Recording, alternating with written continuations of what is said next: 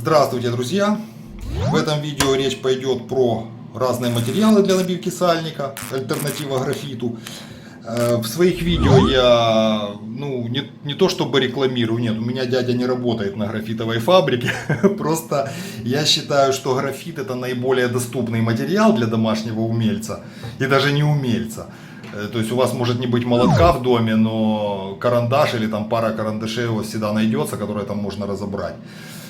Вот. В свое время я нашел целую жменю, просто подобрал в течение минуты, там шел на конечной остановке троллейбуса обломки токосъемников графитовых и решил сделать запас на всю оставшуюся жизнь, растер их в пыль!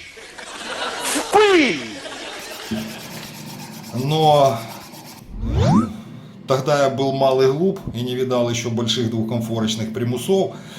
А занимаясь однокомфорочными и маленькими, я понял, что эта пыль проникает через зазоры, то есть внутрь горелки, чего бы очень не хотелось. Вследствие чего я стал, чтобы препятствовать такому эффекту, я стал добавлять в графит еще и асбест. Но можно асбест не добавлять, а просто постараться все-таки найти в доме молоток или одолжить у соседа и раскрошить графитом молотком или настругать ножом, если большой кусок. Вторая альтернатива, очень широко распространенная, которая не очень мне близка, но все-таки я ей решил осветить немножко этот момент, это тормозные шланги. Вот этот тормозной шланг диаметром наружным диаметром чуть больше 9 миллиметров там на какую-то ерунду, а внутренний диаметр у него такой, что он плотно, но достаточно свободно надевается на шпиндель ПТ-1 и огонька. Перед тем, как использовать его, я замочил отрезок шланга в бензине примерно на неделю и обнаружил, что все-таки тормозные шланги немножко разбухают и становятся эластичнее.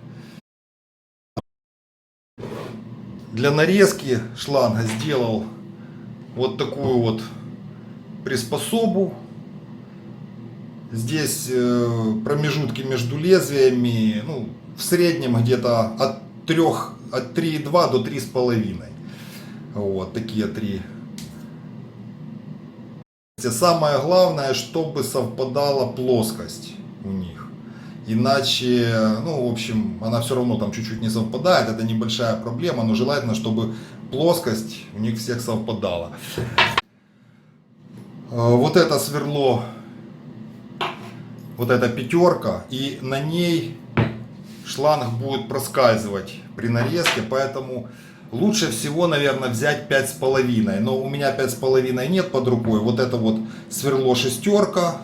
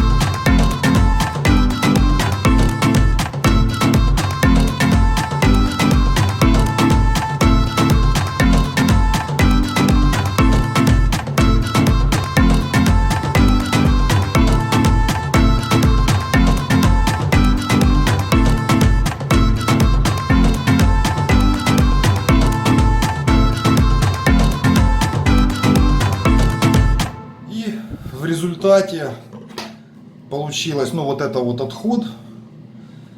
Вот эти получились великоваты. Вот 4 получилось, еще одно получилось.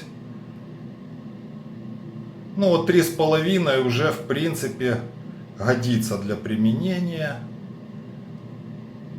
Тоже где-то 3,6, 3,7.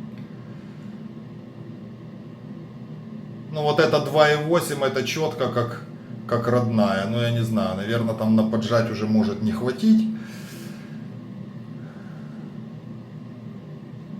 Но в чем преимущество вот этого резины? В том, что, во-первых, метод чистый. То есть вы ни рук не пачкаете, ничего. И можете сделать себе там целую горсть на годы вперед. А замена элементарно: старую вытащили, новую надели, затянули гайкой и как бы 5 минут дела, и у вас сальник опять в нормальном состоянии. Потому что менять, наверное, все-таки придется довольно, ну не то чтобы часто, но чаще, чем графит, потому что резина от времени, все-таки, точнее не от времени, а от воздействия температуры, она становится дубовая и уже перестает выполнять свои функции. А для вот этого шмаганька я решил попробовать фумленту.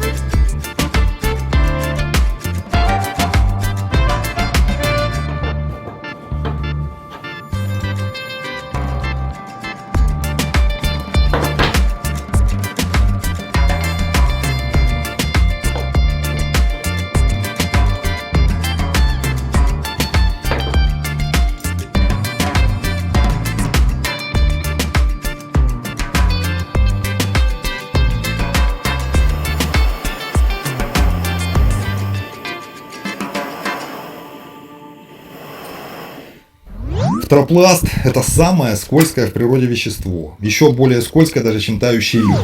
А если вдобавок отполировать шпиндель, ну, сначала мелкими наждачками, а потом пастой гой, то управление получается просто легкое, вот буквально 2 пальцами, как ручка радиоприемника.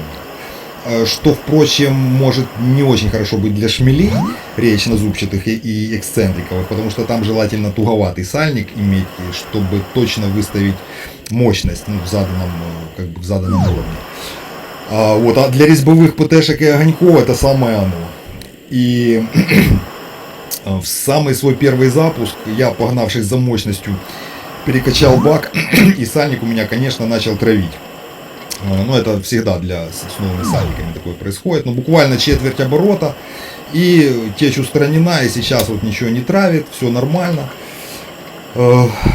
Главным преимуществом вот этого метода, на мой взгляд, является то, что не нужно ничего заготавливать заранее. Там какие-то колечки, там графит, или там искать асбестовый шнур какой-то редкостный. А буквально копеечный моток этой фумленты бросил в карман, и при необходимости там закрыл вопрос, и и все. Вот. Надеюсь, видео было вам полезным. Подписки, лайки на ваше усмотрение. И догорят наши примуса синим пламенем. До следующих встреч.